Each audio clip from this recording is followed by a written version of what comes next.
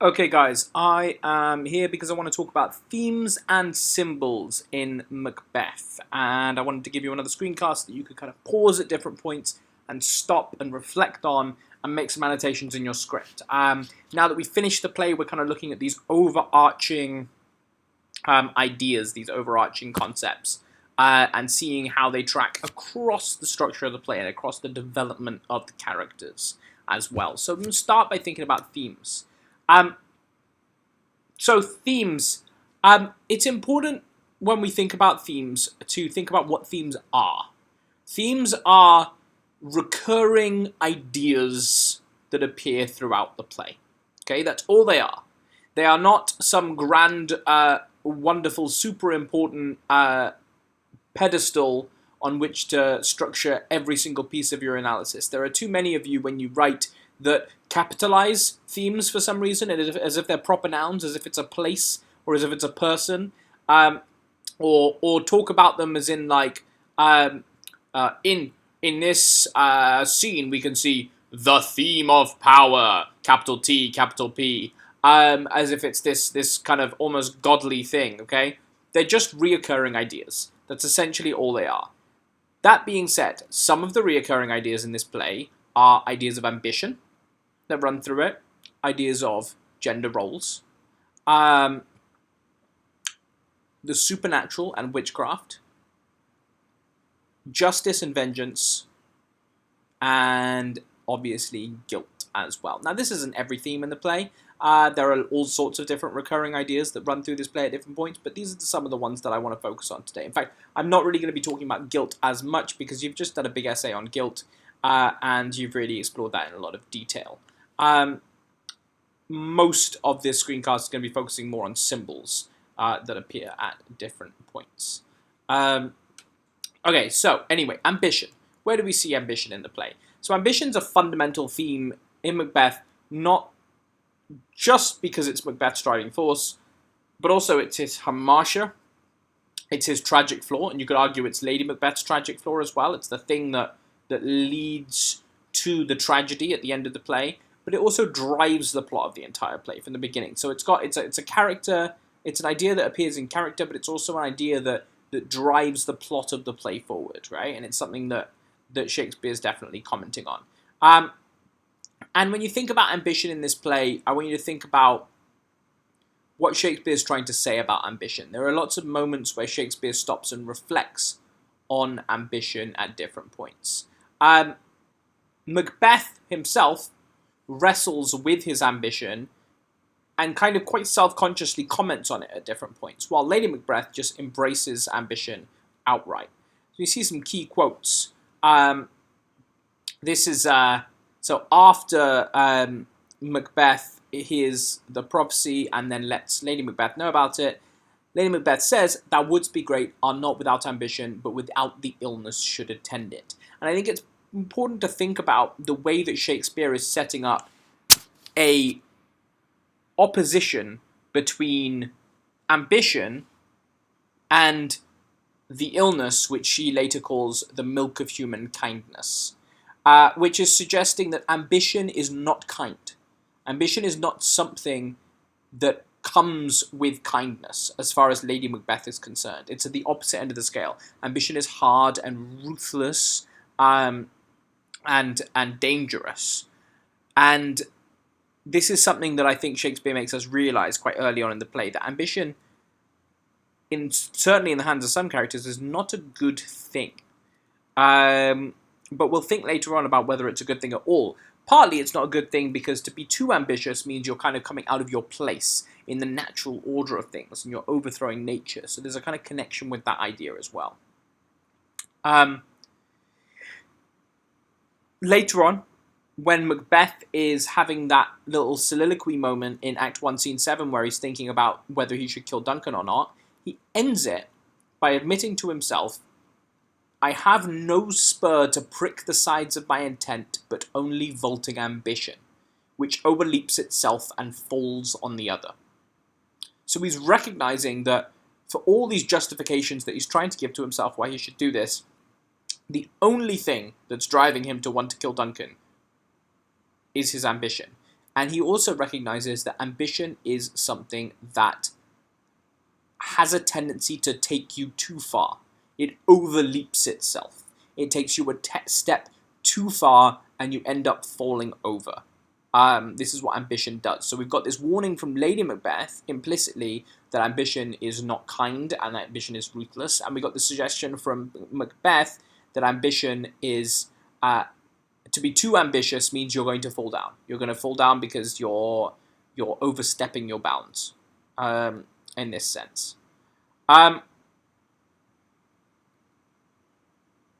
Yeah. What's another important thing to consider in terms of ambition before we move on is the idea that while ambition drives Macbeth for the first act of the play, very much so, and very much drives Lady Macbeth as well, it starts to become less of an issue later on. Obviously, by the end of Act 2, Macbeth is being made king, and at the beginning of Act 3, he is already king, so there's not much to be ambitious about anymore. And so everything else in this play is the consequences of ambition. When I said before that ambition is the driving force of the play, it is, but only for the first act or so.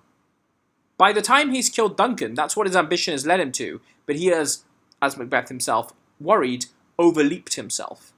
And the rest of the play is trying to claw back some kind of safety and some sanity and dealing with his guilt and all of those sorts of things, right?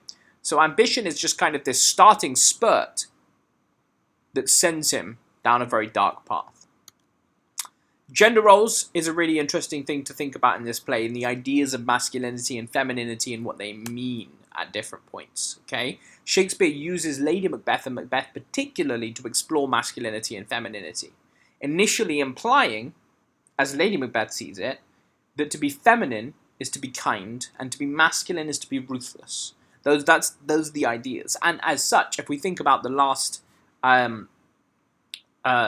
idea of ambition and what that was connected to, it also implies that ambition is quite a masculine thing, okay? But this is challenged in some ways by the end of the play. So I want to just look at some of these ideas as they appear. Obviously, we've got that speech from Lady Macbeth where she says that Macbeth is too full of the milk of human kindness. And this imagery, this recurring imagery of milk, mother's milk, breast milk, as representative of femininity, representing kindness and compassion, right? And her worry is that Macbeth is, quite specifically, she says here, too feminine, right? The milk of human kindness. He's not manly enough to be able to catch the nearest way, the ambition that he should embrace. And she herself recognizes it herself, so you've got the same idea when she says, "Come to my woman's breasts and take my milk for gall and sex me here." She wants to remove that femininity away from her because she sees it as a weakness. And she sees anything that isn't that ruthless, manly ferocity is weakness. And that's how Lady Macbeth sees the world. However, Macbeth isn't necessarily on the same page. So Macbeth sees different values in masculinity. And when they're having their argument, where Lady Macbeth is laying into him for not being manly enough, because he's saying that he doesn't want to kill the king anymore, Macbeth says, "I dare do all that becomes a man. Who dares more is none." Implying that there are a few different readings of this. One might be that Macbeth is saying, I'm not cowardly, I'm very manly, I'm the manliest person around, there is no one who dares do more than me. Okay, so you can't compare me to anyone. Okay? The other interpretation is that he's saying, I don't dare kill Duncan because that's not something that a man would do. And if you dare to do more than that, if you dare to kill Duncan, you're not really a man. Who dares more is none. And so he's perhaps implying that there's something about masculinity that is not violence and ruthlessness, but something about kind of honor, something about loyalty here. Lady Macbeth doesn't see this at all, but it's interesting looking at those ideas as they appear. It's also interesting to think about some of the other characters in the play. Duncan, who is hugely loved, doesn't have a ruthless or ferocious bone in his body. He is kind, he is compassionate, he's a bit naive at times, And are we to say then that he's not masculine? Are we to say that he's weak? Lady Macbeth certainly thinks so, but everybody else did not. Okay, and so it's interesting to see how Lady Macbeth's perceptions of masculinity and femininity taint quite a lot of how we think about this play, but they're not necessarily right, and they're challenged a little bit at the end when we have Macduff return and defeat Macbeth, and he's doing it because he's finding justice and vengeance for his family. He's really a family man, Macduff, in this situation, and it's not about ambition and it's not about ruthlessness. In fact, Macduff kills Macbeth and has no interest in taking the throne himself. He's just doing it so that Malcolm can come back onto the throne. And so these ideas of masculinity that Lady Macbeth has presented to us at the beginning don't seem to hold with Macduff, who is clearly a man and clearly brave and clearly not weak, and yet he's not ambitious. And so Lady Macbeth sees ambition and weakness, or weakness and ambition, as two opposites, whereas you could almost argue through someone like Macduff that you could see weakness and ambition as the same thing, that ambition is actually a weakness. Anyway, another big recurring idea that comes through this play is the supernatural and witchcraft generally. And one of the big things it raises that I want you to think about is all sorts of questions about the nature of appearance and reality. So almost every time, except for when we physically see the witches, that the supernatural appears in this play, and it's quite a few times, we're not entirely sure if it's actually there. Does the knife really appear? Is there an actual knife floating in front of Macbeth? Does the ghost? Is Banquo's ghost there, or is Macbeth just going crazy and seeing a ghost of Banquo because he's so filled with guilt? Do demonic spirits actually possess Lady Macbeth in Act 1, or is she just kind of having this weird prayer moment where she's imagining that they should? It's never made clear. It's up to you to interpret as a reader. It's up to an audience to interpret it, more likely a director to interpret when they're putting it on stage. But those lines between appearance and reality are quite blurred there. Okay, the idea of supernatural is, it's not always obvious in this play. It seems like it's obvious, but it's not always obvious what's going on in the mind of the characters and what's actually happening. And particularly in that dagger scene where he's questioning what's going on, I think the key is that the supernatural, and the witches as well, and we'll talk about this a bit more later, they're presented specifically in the way in which they affect human choices. They don't really exist on their own. They don't do anything on their own. The witches don't go and kill anyone on their own. They don't go and do any of that. The dagger doesn't... You don't have supernatural daggers flying off and killing people. Banquo's ghost doesn't actually do anything. And I think something that this tells us in the play is that humans are ultimately responsible for their own actions. All the choices that Macbeth makes, all of the choices that Macbeth makes in this play, are his choices. He's manipulated and he's kind of tricked by prophecy, and he's pushed in certain directions, and he sees things like ghosts. But at the end of the day, he makes those choices, and if he doesn't make those choices, those things don't happen. So the supernatural elements of this world influence us, but humans are the ones with the choices at the end of the day. Macbeth was the one making his own choices, as was Lady Macbeth. And that's what ends up happening. Witchcraft itself, the witches, appear to serve kind of four main functions in the play. One, like I spoke about before, they expose the evil inside Macbeth. They find his fatal flaw, his ambition, and they twist it, and they manipulate it, and they drag that out of him in order to make him evil, in order to bring those evil choices out of him. They direct his evil to particular deeds with the prophecies, so suggesting to him that he might want to, take the throne and all of those sorts of things. They also highlight generally the evil forces at work in the world. And I think this is a big thing that, come back to context and the sort of thing that King James would have liked to have seen as a moral in the play, is this idea that we should be wary of the evil forces in the world. And when we make choices about things, we should think about what's been influencing those choices. And we should think about where those choices have come from, and if they're coming from an evil place. Maybe not as obviously as witches, but if they're coming from kind of a place inside of us that's a little bit evil, kind of like Macbeth's ambition. And it just generally, the recurrence of supernatural ideas and witchcraft creates a very dark atmosphere for the whole play, right? It gives it that real kind of gothic horror feel to it as it runs through. Justice and vengeance I want to talk about a little bit. So we've got ideas of revenge as an important theme, an important idea, and that being contrasted with the idea of justice being done, right? Macbeth recognizes this idea of vengeance and the idea that death leads to more death.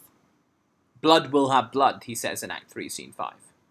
Death will lead to more death. But it's most palpably seen in the character of Macduff, who seeks revenge. And in this way, Macbeth kind of sets up his own downfall by killing Macduff's family, right? So Shakespeare presents the idea here as well that unjust murder, just pure murder for the sake of murder or murder for any other purposes that isn't just, will always lead to more murder, more death. Macbeth had hoped, when he talked about it in Act 1, Scene 7, he'd hoped that the murder of Duncan might be the be-all and the end-all. That would be it. He'd murder Duncan, it would stop. But before long, he's murdering Banquo, he's murdering the Macduffs, countless others, just to keep it all together. And so there was no be-all and end-all if there's an unjust murder. So symbols is the thing that I really want to spend some time looking at here.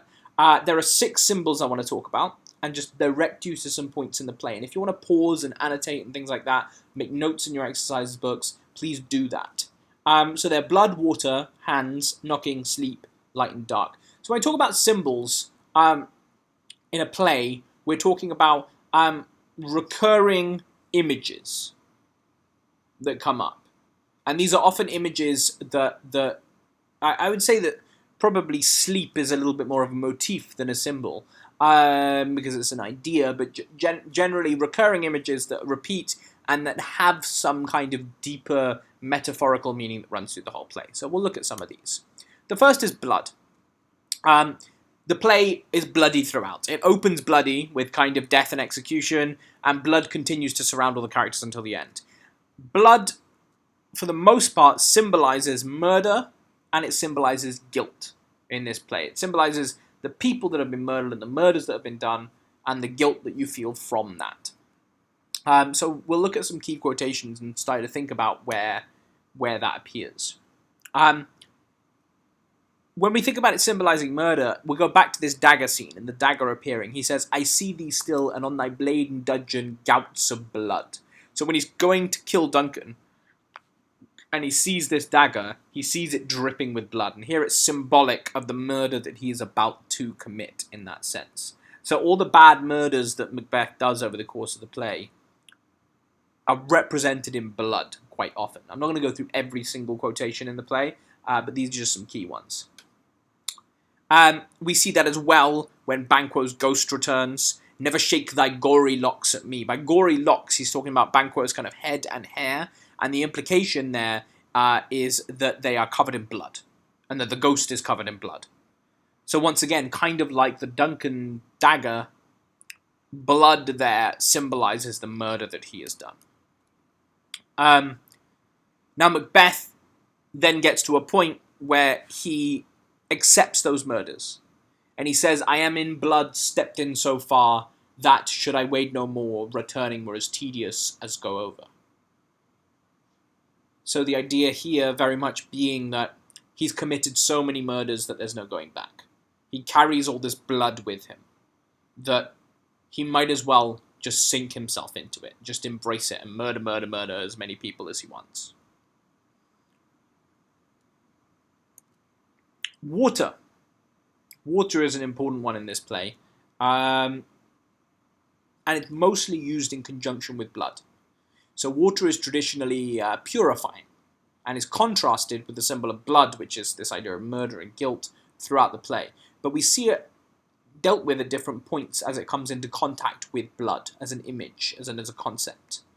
So after the murder of Duncan, we have Lady Macbeth say, "A little water clears us of this deed. How easy it is then. when she washes her hands after she has the blood on her hands from Duncan's death. And so here we see water as a purifying force that actually cleans the blood away, cleans the guilt away. So if we see it as these symbols being symbolic, here we have Lady Macbeth literally washing her guilt away with the purifying symbol of water. I can purify myself, I can wash that away, it's easy. Now, as we learn by the end of the play, it's not. And Macbeth has a much clearer sense of that. In the same moment, almost in exactly the same moment, Macbeth says, I think it's the line just before, says, "Will all great Neptune's ocean wash this blood clean from my hand? No. This my hand will rather the multitudinous scenes incarnadine, making the green one red." So he's saying not only will not all of the oceans, all the seven seas, every ocean on the planet be enough water to wash the symbolic blood off his hands, there is nothing in the world that is enough to purify him of that guilt. But also, it works the other way. His hand, his blood on his hands, is going to make the seas red with blood. And so not only is there not anything that can purify him, but also he's upending the natural world by doing what he's done. And he's made it so nothing can purify anything ever again, because he's literally made the water itself bloody. We return to the idea of water in Act 5, where Lady Macbeth is washing her hands. Again, and this symbol of her washing her hands is a very famous one. And just seeing the contrast there between a little water clears us of this deed, how easy it is then, and then when they're describing her sleepwalking, it is an accustomed action with her to seem thus washing her hands. She's constantly washing her hands. It seems like it needs much more than a little water to clear her of this deed. And so we see this symbol of water as this idea that we can wash away our guilt. But as the play goes on, it becomes more and more obvious, particularly with Lady Macbeth, that that's not possible. Hands are a really important idea in this play. You'll see talk of hands all the way through the play. So what are hands? Primarily, they're used to represent our actions and our choices as human beings. When we talk about the idea of taking someone's hand being also an act of trust to some degree, but primarily they are the tools. They're our hands. They're the tools we use to carry out the choices that we make. And we talked about those choices earlier in this screencast, right? Macbeth and Lady Macbeth making choices. And that's represented by their hands. So let's see some of these ideas. In Act 1, Scene 5, when Macbeth starts to think about killing the king, he says, "The eye wink at the hand." He does not want to see his hands. So basically, he doesn't want his brain to process the choices that he's thinking about making. Okay? His hand being symbolic of this action, this choice that he's going to make, and his eye being symbolic of kind of recognizing it and seeing it. And he says, no, I want my eye to wink at my hand and not see this happening. So already at this stage, he's recognizing the choices he makes are wrong, but he's choosing to ignore them. Which adds a kind of irony to, you know, that Act 1, Scene 6 scene when they're outside the gates and Duncan is arriving at the castle and Lady Macbeth appears. And Duncan says, "Give me your hand." And Duncan and Lady Macbeth hold hands as they enter the castle. And this hand-holding, this symbol of trust, is so completely turned on its head in this scene, because we know that Lady Macbeth is planning on killing Duncan. So just hands are used in that way as well. But going back to the idea of choices, when the dagger come back to this quote, "Is this a dagger which I see before me? The handle towards my hand." Once again, prompting him to make a choice, prompting him to do an action. And later on, when he fully descends, when he's seen the witches for the second time, and when he's fully embraced his kind of tyrannical, ruthless nature, he says, "From this moment, the very firstlings of my heart shall be the firstlings of my hand." Now, we've talked a lot about how lines later on in the play are kind of paired with lines earlier in the play. Okay, this happens quite a lot in Macbeth. And here's a great example when Macbeth in Act 1, Scene 5 says, "The eye wink at the hand." He doesn't want to see what his hand's doing. And now in Act 4, Scene 2, he's saying, "From this moment, the first thing that comes into my heart will be the first thing that comes into my hand. I'm not going to second guess any choices or any actions. I'm just going to do them. And here, he doesn't seem worried about his choices at all, whereas at the beginning, he really, really did. So we can see that massive shift in him, in that sense.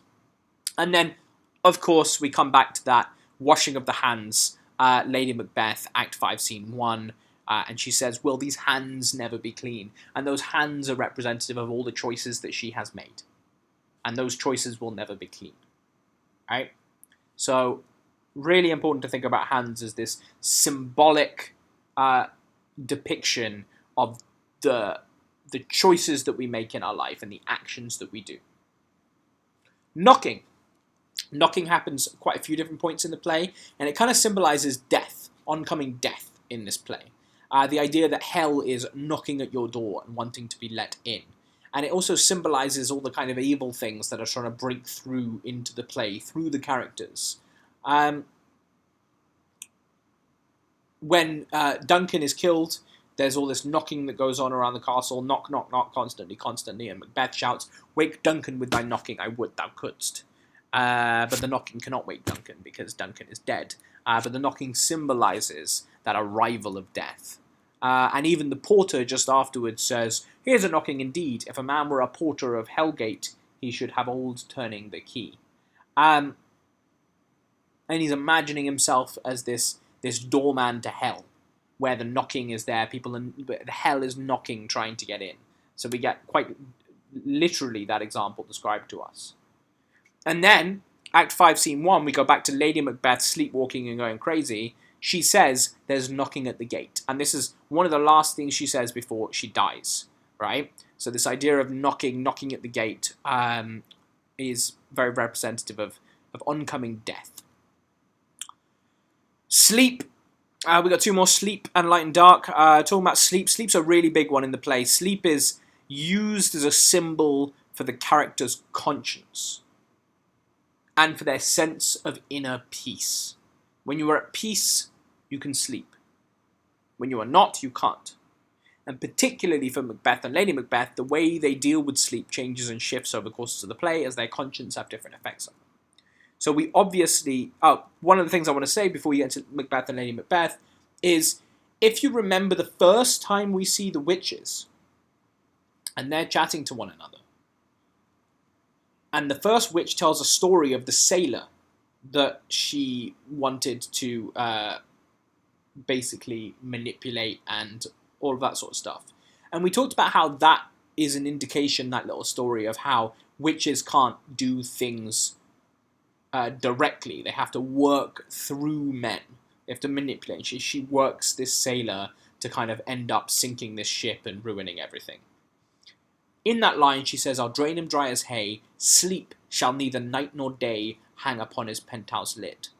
So already we get this idea that one of the things the witches do to people is make it so they can't sleep, because they lose their sense of peace and they lose their sense of happiness. We see this immediately after Macbeth kills Duncan. Methought I heard a voice cry, sleep no more, Macbeth does murder sleep. And he accepts that after that moment he's never going to properly sleep again, because he's not at peace anymore. However, he does properly sleep again, but the only point where that happens is that moment of acceptance. That after that, I am in blood steeped so far speech, where he accepts that I'm just going to be a murderer and a tyrant, and I'm going to stop worrying about all this kind of conscience and everything like that. That is the first time in the play, after Macbeth doth murder sleep, where Macbeth says, come, we'll to sleep. He can sleep peacefully again, because he has accepted who he is. He's accepted that he's rejecting his conscience. Now, Lady Macbeth is much less capable of doing that. And it's interesting that when we see Lady Macbeth in Act 5, it is her sleep that is perturbed. A great perturbation of nature to receive at once the benefit of sleep and do the effects of watching. So to be sleepwalking, to be up and looking around while you're sleeping, it shows that she's not at peace. So sleep is used to show the extent to which characters are at peace or not at peace in this play. And is a recurring symbol because of that. Lastly, light and dark. So light and dark are often used to represent good and evil. And with light, particularly in this play, used to be symbolic of kind of heaven, godliness, salvation, and dark being used to represent witchcraft and all the evils that are committed. We see this quite early on. Macbeth says in Act 1, Scene 5, "Stars hide your fires, let not light see my black and deep desires." So we already have this opposition between light looking down and them hiding from light and them being in the black and the darkness. So much of the play is black and dark. So much of the play happens at night as well, which we'll talk about in a moment. Still in Act 1 as well, we have Lady Macbeth say, "Come, thick night, and pour thee in the dunnest smoke of hell." So she's also asking to be covered in thick night as well, and to be dark.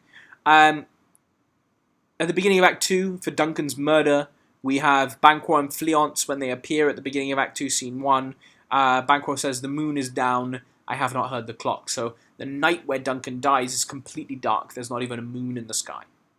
And so that idea of darkness spreading across the land as well. Oh, and there's that scene shortly after Duncan dies. Can't remember what scene it is now. It's end of Act 2, towards the end of Act 2, where the old man is chatting with the lords about the state of Scotland, and all sorts of unnatural things are happening. And they talk about the fact that they haven't seen the sun in ages, that it's been really, really dark. And there's been the sun's been covered by cloud and everything like that. And so that just shows Macbeth's influence on Scotland, this darkness seeping in. But interestingly, coming back again to that wonderful scene, Act 5, Scene 1, Lady Macbeth at the end, even after saying, "Come thick night," Act 5, Scene 1, when she's struggling with her conscience, it says, she has light by her continually. That should say by her, not be her. She has light by her continually. She constantly has to have a candle, a light with her, because she is scared of the dark. She's gone too far into the dark, and now she needs that light to remind her of some kind of salvation, some kind of heaven, perhaps. It's not enough. She ends up killing herself. But it's used again to show those different forces at work in this play. That's basically it for symbols and themes. There's obviously way more quotations in the play that you can find. But this was just to really pick out some key symbols and themes and look at some examples of them as they appear at different points. Remember, when you write about themes, you don't always have to write the theme of, okay? You can just say, Macbeth explores ambition in its characters, and we can see this in this scene. Please don't capitalize ambition. It doesn't need to be. And when you talk about symbols, you can say the symbol of, or light and dark is a symbol in this play, but be sure you know what you're talking about when you talk about symbolism, okay? Ambition, for example, is not a symbol. A symbol kind of has to be a thing, like a hand or some blood or water or things like that, okay? Be sure you know those differences when you talk about this play. Cool, that is basically it for now, and see you soon.